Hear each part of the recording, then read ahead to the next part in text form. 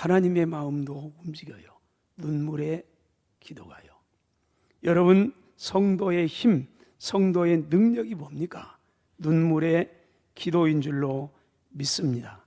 본문은요, 남쪽 유다 말기에 나라가 풍전등화에 경각간 달렸어요. 나라가 망했고 또 망해져가요. 이때 선지자로 부름을 받은 에레미야가 죄악으로 말미암아 멸망해 가는 조국을 끌어안고 하나님 앞에서 통곡하면서 흘리는 눈물입니다. 그래서 애가라, 에레미야의 슬픈 노래, 눈물, 탄식, 보고요, 들어요. 우린 눈물이 많아요. 성경에 보면요, 먼저 하나님의 눈물이 있습니다. 예수님께서 흘리신 눈물이에요. 그분도 참 희한한 분이에요. 예수님이 이 땅에 오셔서 웃었더라, 그런 기록은 없어요. 기뻐했다, 성령으로 말미암아 기뻐하는 모습은 있어요. 그것도 많지 않아요. 그런데 예수님이 울었다, 성경에 3번이나 기록되어 있어요. 왜 그랬을까? 왜 우리의 삶을 보면서 왜 그분은 오셔서 할렐루야 기뻐하고 막 이러지 않고 울었을까? 그것도 한 번도 아니고 2번도 아니고 3번이나요. 먼저는 죄로 말미암아 멸망이 가는 예루살렘 성을 바라보면서 울었습니다. 마태복음 3장 37절 8절 예루살렘아 예루살렘아, 예루살렘을 부릅니다. 그 어떤 예루살렘이에요? 선지자들을 죽이고 내게 보낸된 파송된 자들을 돌로 치는 자요. 예루살렘이, 하나님께서 예루살렘에 사람들을 보냈습니다. 돌아오라고 돌아오라고. 그런데 선지자들을 죽였습니다. 돌로 쳐 죽였습니다. 그런데 하나님은요, 암탉이 그 새끼를 날개 아래 모음같이 내가 네 자녀를 모으리한 일이 몇 번이더냐. 그러나 너희가 원하지 아니하였도다. 보라, 너희 집이 황폐하여 버려진 바가 될 것이라. 이스라엘은 하나님의 사랑도 거절하고 하나님의 초청도 거절하고 결국 황폐해지게 버림받습니다. 예루살렘 성은 완전히 무너집니다. 이 모습을 바라보면서 또 바라보며 앞으로 바라보면서 겪어가면서 주님은 울고 있는 겁니다. 머지않아서요. 머지않아서 예루살렘 성이 무너질 거래요. 근데 그냥 하나님이 보냈는데 돌아오라고 보냈는데요, 선지자를 보냈는데 죽여버려요. 마음이 안 들어요. 여지없어요. 무서워요. 하나님 백성이요. 내 파송된 자를, 사도들이에요. 보냄받은 사람들. 또 하나님이 또 보내요. 또 보내고 계속 보내는데 거절해요. 돌로 쳐 죽여요. 사랑도 거절해요. 그런데도 불구하고 하나님은 암탉이 병아리를, 그 새끼를 날개 아래 모음같이 모으려고 하는데 그것도 한 번, 2번이 아니에요. 그런데 계속해서 나가요. 결국은 망합니다. 이런 모습을 보면서 예수님 누가복음 19장 41절로 44절 가까이 가서 성을 보시고 우시며 말씀합니다. 너도 오늘 평화에 관한 일을 알았더라면 더 좋았을 뻔했는데 지금 내 눈에는 숨겨졌다. 참 보아도 알지 못해요. 눈을 떴는데 보질 못해요. 참 사람이 그러면 희망이 없어요. 날이 이를지라 때가 이른다. 머지않아 때가 이른다. 주님이 AD 70년에 망할 예루살렘을 주님이 33년 전 35년 봤어요. 날이 이를지라, 날이 이르면 내 원수들이 토둔을 쌓을 것이고 너를 눌러 사면으로 가두고 또 너와 및 그 가운데 있는 내 자식들을 땅에 메어 치며 돌 하나도 돌 위에 남기지 아니할 거라. 왜요? 이는 내가 보살핌 받는 나를 알지 못함을 인함이니라. 예수님은 죄악으로 말미암아 멸망하는 예루살렘 성을 바라보면서, 내다보면서요, 나라가 죄악을 멸망하여 망할 때 겪어야 하는 그 비참함과 백성들의 고통을 바라보면서 울었습니다. 전쟁은 비참한 거예요. 주님은 그걸 보면서 울었어요. 두 번째로 예수는 나사로의 죽음 앞에서 울었습니다. 요한복음 11장 33절로 35절에 예수께서 그가 우는 것과 또 함께 온 유대인들이 우는 것을 보시고 나사로가 죽었습니다. 오라비가 죽었습니다. 가정에 슬픔이 왔습니다. 이보다 더 큰 슬픔이 어디가 있습니까? 사람이 죽었는데요. 그래서 마리아와 마르다가 통곡합니다. 그 통곡하는 모습을 그러면서 우는 것과 또 함께 온 유대인들이 우는 걸 보고 심령의 비통이 여기시면서 그들을 불쌍히 여기시고 말합니다. 그를 어디에 두었느냐 이르되 주여 와서 보시옵소서 했더니 예수님께서 눈물을 흘리시더라. 여러분, 나사로가 죽었습니다. 가정에 죽음이 찾아왔습니다. 마리아와 마르다가 슬픔에 울고 통곡합니다. 그 모습을 보았던 이웃들도 다 같이 함께 그 슬픔에 통곡하며 눈물을 흘립니다. 그 모습을 보신 예수님도 함께 아파하면서 함께 웁니다. 여러분, 예수님은 우리 가정에 있는 아픔, 고통, 병듦, 죽음, 슬픔을 보시면서 눈물을 흘립니다. 우리가 아파할 때, 우리가 잠 못 이룰 때, 우리 고통스러울 때, 우리가 힘들어할 때 주님은요 나와 함께 계시면서요 아파하고 힘들어하고요 잠 못 이룬다는 겁니다. 여러분, 자녀들이 눈물을 흘릴 때 부모의 눈에서는 피눈물이 흘린다는 말은 영원한 진리인 겁니다. 저와 여러분이 힘들어할 때 하나님은 좋아가지고요 웃지 않아요. 희낙 나가지 못해요. 더 힘들어요. 우리의 가정 아픔 슬픔 보면서요. 그래서 예수님은 오늘도 하나님 보호자 우편에 계시면서 저와 여러분을 가정을 끌어안고 울어요. 어쩌면 예수님의 눈물은 우리보다 끝이 없는지 몰라요. 내 지구촌에 눈물이 마르지 않으니까요. 세 번째로 예수 인류의 구원이라는 막중한 사명 십자가를 감당하기 위해서 그 앞에서 통곡하며 울었습니다. 히브리서 5장 7절입니다. 그는 육체에 계실 때 자기를 죽음에서 능히 구원하실 이에게 심한 통곡과 눈물로 간구와 소원을 올렸습니다.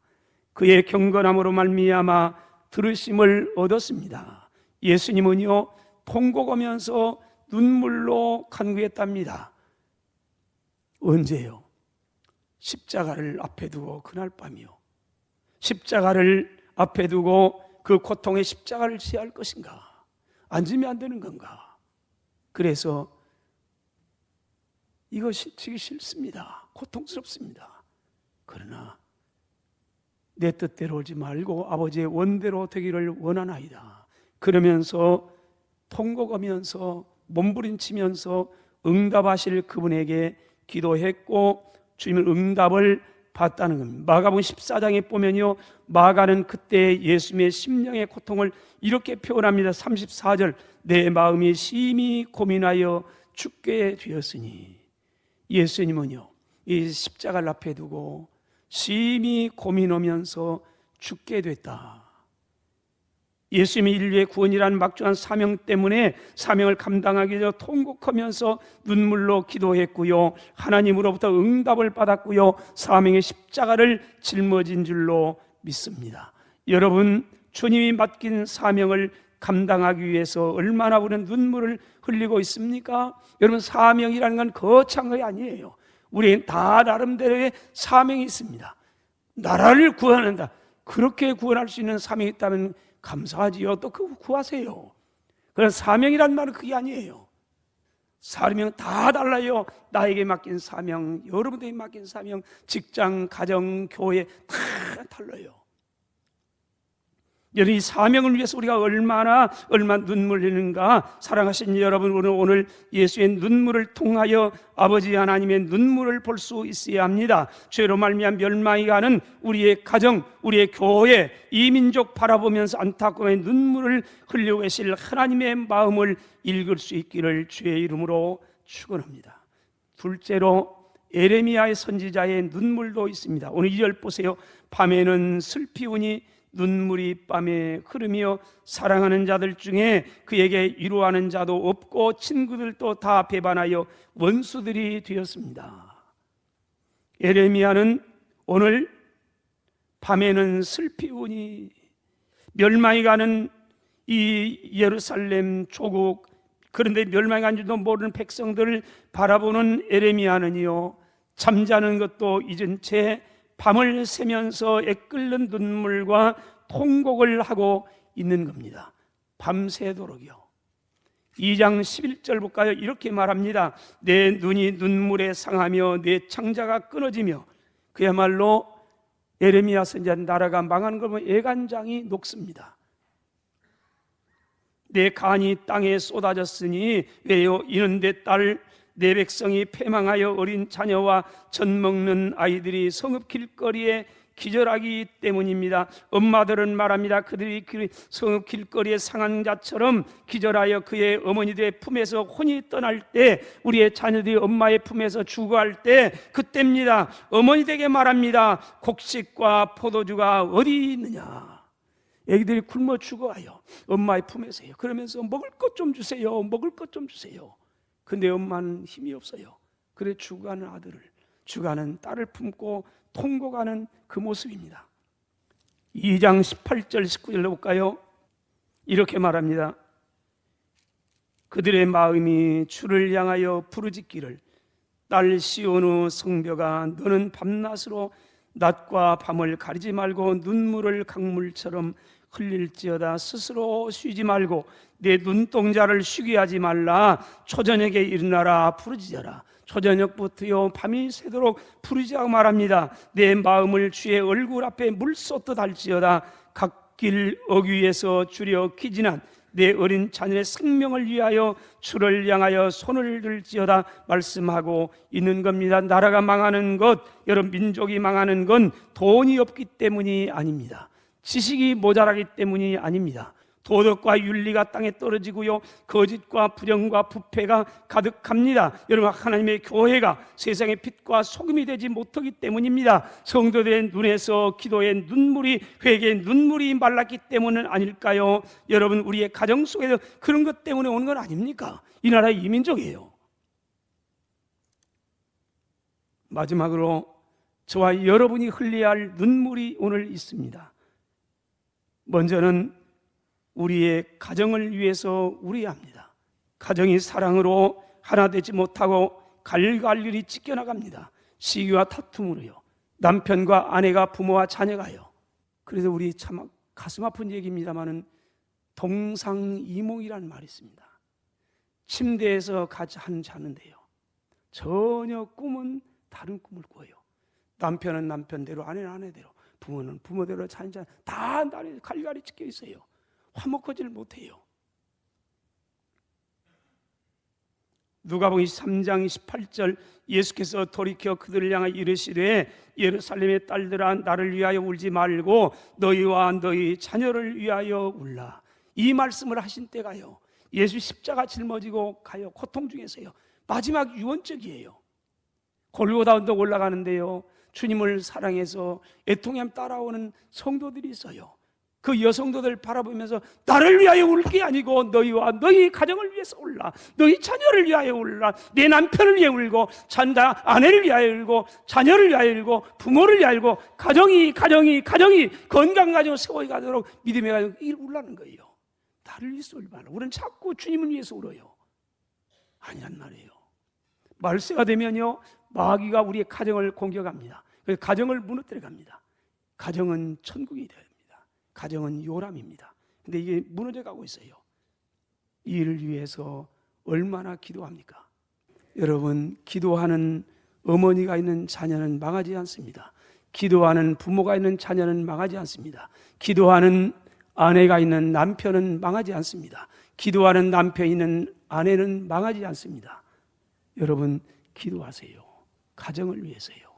가정보다 더 소중한 건 없습니다. 그래서 오늘 가정의 달을 보냈습니다.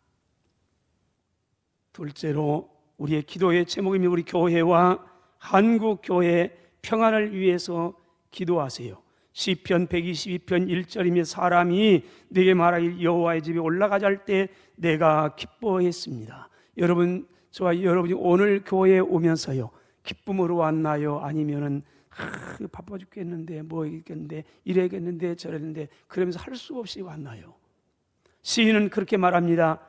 사람이 여호와의 집에 올라가자 할 때 내가 너무 기뻤습니다.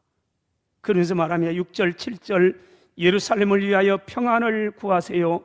예루살렘을 사랑하는 사람은 형통하게 될 겁니다. 어떻게요? 내 성 안에는 평안이 있을 겁니다. 내 궁중에는 형통함이 있을 겁니다. 여러분, 교회가 평안해야 가정이 평안하고 도성이 평안하고 나라가 형통하게 된다는 겁니다. 여러분, 예루살렘을 위하여 평안을 구하세요. 기도하세요. 그리고 예루살렘의 평안을 위해서 애쓰세요. 많이 수고하세요. 그리고 예루살렘을 사랑하세요. 교회를 사랑하세요. 그러면은 하나님께서 형통한 축복을 허락해 준다고 말합니다. 마태복음 5장 9절입니다. 화평하게 하는 사람이 복이 있습니다. 그들이 하나님의 아들이라 일컬음을 받게 될 겁니다. 이걸 거꾸로 한번 해보세요. 불화케 하는 사람은 화가 있습니다. 그들이 마귀의 아들이라 일컬음을 받을 겁니다. 교회에 화평을 구하세요. 열심히 기도하세요. 우리 교회에 평안을 주세요. 그리고 그 평안을 위해서 희생하세요. 열심히 평안을 위해서 싸우세요. 우리의 교회의 평안을 깨뜨리려고 하는 원수 마귀 사탄의 역사가 많습니다. 교회의 평안을 구하고 교회의 평안을 위하여 수고하세요. 왜 그렇습니까? 교회는 주님의 몸입니다. 하나님께서 하늘과 땅을 연결시키는 통로로 세웠습니다. 교회가 건강하면요, 가정도 사회도 국가도 얼마든지 형통한다고 말합니다. 네 성 안에는 평안이 있고 내 궁중에는 형통함이 있을지어다. 마지막으로 나라와 민족의 구원과 축복을 위해서 우려합니다. 3장 48절 9절 50절까지 보면 이를 말하면 딸 내 백성의 파멸로 말미암아 내 눈에는 눈물이 시내처럼 흐르고 내 눈에 흐른 눈물이 그치지 아니하고 쉬지 아니하며 여호와께서 하늘에서 살피시고 내가 돌아보실 때까지 그렇게 하겠습니다. 예레미야 선지자는요, 족을 끌어안고 기도하면서 하나님께서 내 기도를 외면치 않고 돌아보실 때까지, 응답하실 때까지 내가 이렇게 눈물을 흘리겠습니다. 예레미야서 29장 7절 너희는 내가 사로잡혀 가기 위한 그 성읍의 평안을 구하고 그를 위하여 여호와께 기도하라. 이는 그 성읍이 평안함으로 말미암아 너희도 평안할 것임이니라. 참 희한한 분이에요. 예루살렘이 망했습니다. 나라가 망했습니다. 바벨론이 와가지고 나라를 짓밟혀 버렸습니다. 우리 자녀들을 죽였습니다. 형제를 끌어갔습니다. 그래서 바벨론에 끌려갔습니다. 그런데요 하나님은 이 나라를 저주하고 저주해라. 그래야 너희가 산다. 그러지 않아요. 바벨론 나라를 위해서, 그 평안을 위해서 기도하라는 겁니다. 이 바벨론의 평안을 위해서 기도하라. 이걸 기도하라고 말합니다. 그 성의 평안을 구하고 그를 위하여 여호와께 기도하라. 왜요? 이는 그 성의 평안함으로 말미암아 너희도 그 가운데서 평안할 것임이니라. 디모데전서 2장 1절로 2절입니다. 그러므로 내가 첫째로 권하노니 모든 사람을 위하여 기도하세요. 간구하세요. 도가 감사를 드리세요. 특별히 임금들과 높은 지위에 있는 모든 사람을 위해서 기도하세요. 이는 우리가 모든 경건과 단정함으로 고요하고 평안한 생활을 하려 함입니다. 국가가 혼란스러우면요, 저와 여러분의 가정도 교회도 직장도 사회도 다 혼란스럽습니다. 나라가 뒤숭숭하면요, 지도자 한 사람이 잘못되면 온 국가에 망합니다. 그래 다 힘들어갑니다. 그래서 국가를 위해서, 도성을 위해서 임금들과 높은 지위에 있는 유정자들을 품고 기도하라고 말씀합니다. 로마서 10장에 보면요, 바울에게는 소원이 하나 있었습니다. 그는 복음 전도자입니다. 선교사입니다. 이곳에서 1년, 이곳 6개월, 저곳에 있고 길어야 3년 6개월이 답니다. 그렇게 돌아다니면서 복음 전하고 교회에서 또 가고. 그런데 이 바울에게도 소원이 하나 있었습니다. 그것은 선교사로서 수많은 교회를 세우는 것도 아닙니다. 그리고 그는 성경을 13권, 14권을 기록했답니다. 신약 성경의 50% 이상을 기록했습니다. 위대한 사도입니다.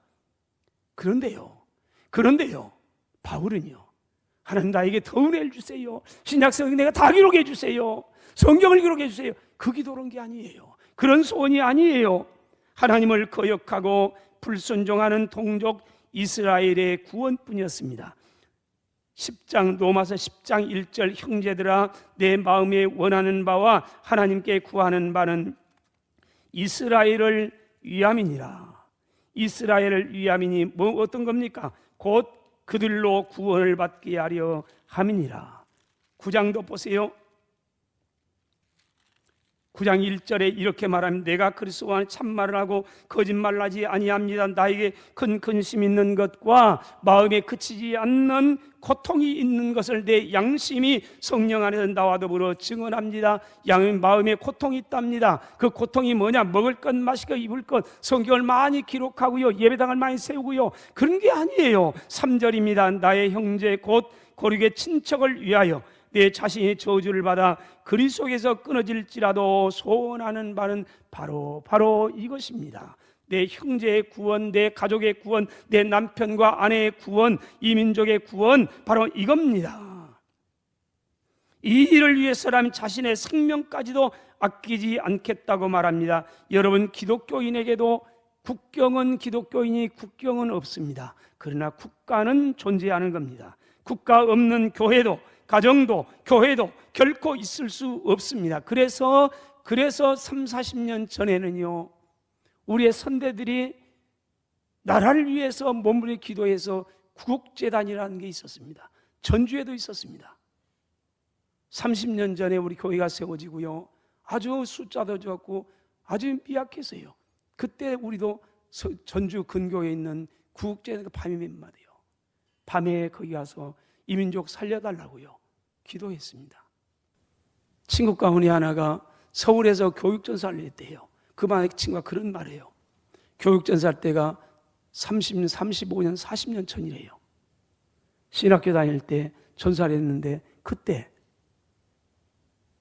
밤만 되면요, 청와대 뒷산이 바글바글하고 우글우글 했답니다. 개구리 울음소리가 들렸답니다. 근데 그 울음소리는 개구리 울음소리가 아니고요, 이 나라 이 민족 살려달라는 성도들의 부르짖음이었답니다. 근데 그게 다 끝났습니다. 구국재단도 없어졌습니다. 여러분, 그때 밤마다 눈물의 기도소리가 골짜기마다 가득했습니다. 그 기도소리는 기도라기보다 차라리 절규에 가까운 부르짖음이었습니다. 하나님이여, 우리의 우상숭배죄를 용서해 주세요. 이 민족 살려주세요. 우리 자녀들의 가난과 무지함을 물려주지 않게 해주세요. 우리의 자녀들을 축복해 주세요. 그 부르짖음이 오늘의 우리 대한민국을 만들게 되었다고 생각합니다. 사랑하신 여러분, 6월은요 민족상잔의 아픔이 있는 날입니다. 그래서 국가에서는 호국 보훈의 달로 정했습니다. 우리 장로님도 기도할 때 호국 보훈의 달이라. 나라 없는 교회가 무슨 의미가 있겠는가?